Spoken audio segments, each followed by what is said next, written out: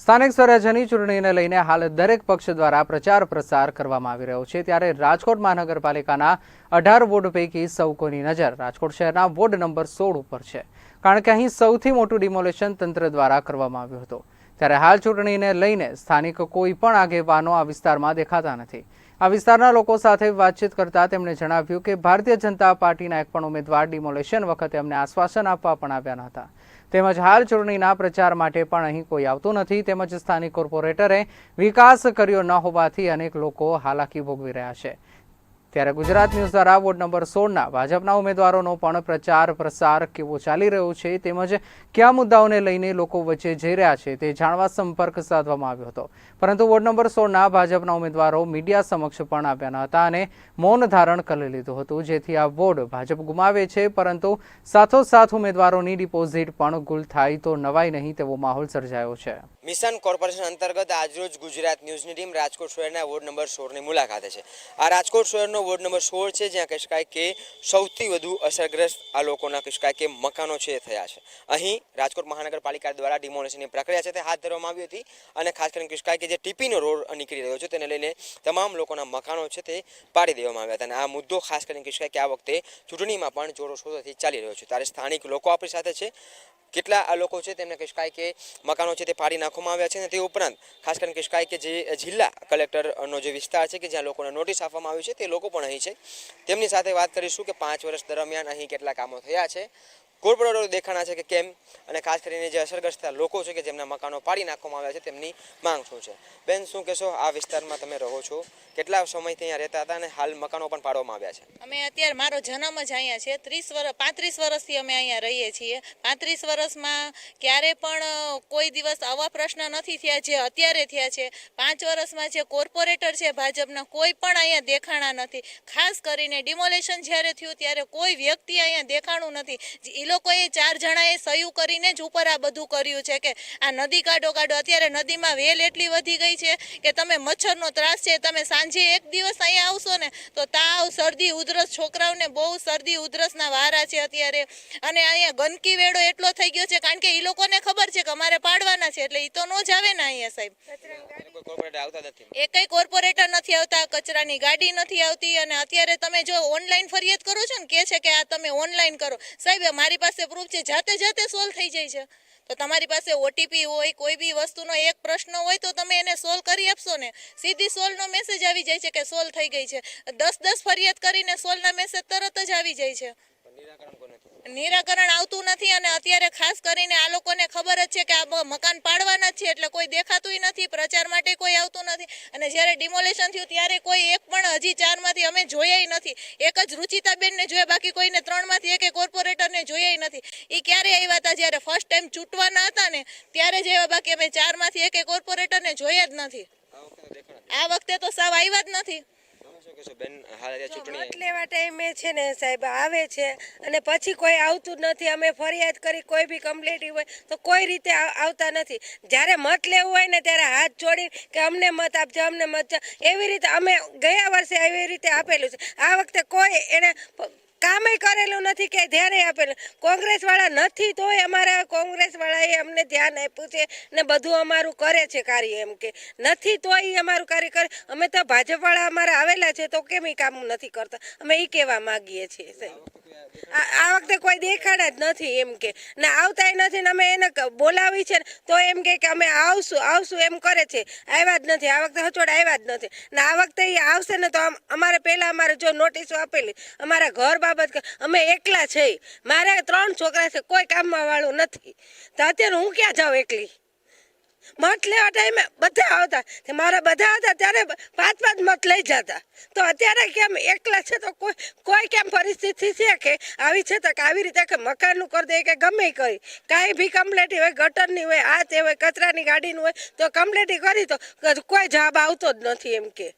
કહી શકાય કે જે પ્રકારની વ્યથા છે બેનો ઠાલવી રહ્યા છે કે અહીં કોઈ કોર્પોરેટ છે દેખાયા નથી ને ખાસ કરીને કહી શકાય કે જે જીવનની સૌથી અમૂલ્ય મૂડી છે તેવા મકાન છે તે અહીં પાડવામાં આવ્યા છે અને ઉપરાંત નોટિસ પણ આપવામાં આવી છે. બેન, આ વિસ્તારમાં રહો છો, હાલ અત્યારે ચૂંટણીનો માહોલ છે ને ખાસ કરીને આ વિસ્તારમાં સૌથી વધારે અસરગ્રસ્ત ડિમોલિશનના લોકો છે અને સૌથી વધારે મતદાન પણ એનો છે. આ વખતે અસર દેખાશે આમાં? પૂરેપૂરી અસર દેખાશે, કારણ કે કોઈ આવ્યું તો નથી જ. અને અહીંયા 50%થી 50% ઉપરના લોકો એવા છે કે જે ભાડાઈ ભરી શકે એમ નથી. જેને નાના છોકરાઓ છે, વૃદ્ધ છે, એ બધાને લઈને જાય ક્યાં? દવાખાનાના ખર્ચા કાઢે, ભણાવવાના કાઢવા. અમથા સરકાર એમ કહે છે કે તમે છોકરાઓ ભણાવો. હવે આમાં ભાડા ભરવામાં છોકરા ભણાવી. અમારા ત્યાં નાના નાના છોકરા છે, સ્કૂલમાં મૂકવા છે પણ ફી ભરવાની તેવડ નથી.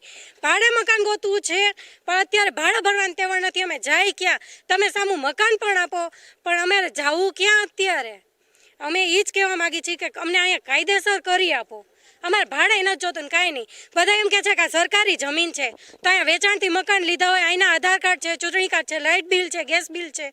હવે અહીંના છોકરાઓ છે, અહીંયાથી વેચાણથી મકાન લીધા હોય, લાખો રૂપિયા ભરીને બધાય લીધા હોય, તો સરકારી જમીન હોય ક્યાંથી? વાત એ થાય છે. અને સરકારી જમીન હોય તો પહેલાં બધાને ચેતો, આ કાગળિયા શું કામ કરવા દો છો તમે? અત્યારે આટલા લાખો રૂપિયા ભરીને અમે અત્યારે મકાન બનાવ્યું છે, એનું લોનું અમારા માથે ચાલુ છે. હવે એ બધું મૂકીને મારે ક્યાં જવાનું? અમે એમને એમ તો કર્યું નથી. કહી શકાય કે લોનું ચાલુ છે ને હવે આ મકાનો છે મૂકીને જાવું ક્યાં? બેન, શું કહેશો? તમે આ વિસ્તારની અંદર રહો છો, કેટલી મુશ્કેલી છે આ વિસ્તારમાં? અહીંયા બહુ જ મુશ્કેલી છે. અત્યારે છે ને પીવાનું પાણી આવતું નથી, બહુ ઓછું આવે છે પીવાનું પાણી. અને મેં અહીંયા ફરિયાદ કરી હતી કે અહીંયા તમે મકાન તોડ્યા છે તો અહીંયા આગળ જે બધી લાઈનો ખુલ્લી પડી છે તો તમે એ બધી લાઈનું છે ને એ તમે સરખી કરો. જેમ કે લાઇટવાળા છે એ થાંભલા બાંભલા સરખા કરી ગયા ને એ બધું કરી ગયા. તો તમે કોર્પોરેશનમાં આવે છે તો તમે પાણીની લાઈનું કેમ? તમે અહીંયા જોઈ શકો છો પાણી કેટલું ભરેલું પડ્યું છે. અને એ ફરિયાદ બી મેં કરી હતી ને તો એમ કીધું કે તમારી ફરિયાદ સોલ્વ થઈ ગઈ છે. તો મેં કીધું કે અહીંયા તો બધી કનેક્શન એમનેમ પડ્યા છે તો તમે કેવી રીતે તમે ફરિયાદ સોલ્વ કરી નાખી? તો બેન એ બધું થઈ ગયું. એ કે હવે એમાં કાંઈ ન થાય. પાણીનો વેરફાર પણ થાય છે ને એ ફરિયાદ પણ સોલ્વ નથી થતી. શું કહેશો? તમે અહીંયા રહ્યો છો, કેટલી મુશ્કેલી આ વિસ્તારમાં? સાહેબ, ઘણી બધી મુશ્કેલી પહેલાં હતી નહીં, હવે મુશ્કેલી સરકારે ઊભી કરી છે કે સરકારી આ જમીન છે, બરાબર? એટલે આટલી જ સરકારને ખરાબ દેખાય છે. ધારાસભ્યને એવું બધે ઘણી જગ્યાએ જમીનો રોકી લીધી છે. સરકાર ન દેખાતું હોય તો હું એને બતાવી દઉં કે સરકારના માણસો ક્યાં ક્યાં રોકી છે. તો એને આટલો અમારો ફોટો એને ગેરકાયદેસર દેખાય છે. અમારે ટીપીમાં નથી આવતું, રિવરફ્રન્ટમાં નથી આવતું, તો ભાઈ એને પાડવાની ક્યાં જરૂર પડે છે? છતાં એ લોકો કે પાડવાના છે. 400 કરોડની જમીન એટલે શું આ ધારાસભ્ય વેચી વારી છે? તો જ એ કિંમત લગાવી હોય ને, બરોબર છે? આ જે ચાલુ ધારાસભ્ય છે એને આ જમીન વેચી વારી છે. તો કે સ્થાનિક લોકો આક્ષેપણ કરી રહ્યા છે કે આ જે જમીનની કિંમત છે 400 કરોડ આની કહી શકાય કે કિંમત છે તે આંકવામાં આવી છે. એટલે ક્યાંક ને ક્યાંક કહી શકાય કે આ જમીન છે એ વેચી નાખવામાં આવી છે ને આ સરકારી જમીન છે. શું કહેશો દાદા? 16 નંબર વોર્ડમાં 11-12માં જે લોકોને કોટરું ફાળવેલા ત્યારે જમીન ખુલ્લી થઈ.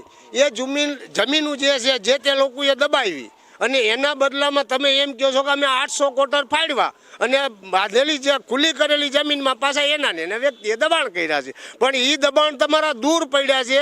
અને જે 45 વર્ષથી અમે રહી છીએ તો 45 વર્ષમાં અમને કોઈ જાતની સુવિધા સરકાર તરફથી તો મળી નહોતી. અને અમે જ્યારે સુવિધા લીધી ત્યારે તમારી સરકાર હતી, લાઇટો મળી, પાણી મળ્યું, રોડ રસ્તા મળ્યા, ગેસની લાઈનો મળી, ભૂગર્ભની લાઈનો મળી. ત્યાં લગી તમારી સરકારને ખરાબો છે એવું ખબર નહોતી પડતી. તો ખરાબો રાજકોટની અંદર 136 મફતિયા છે, 136.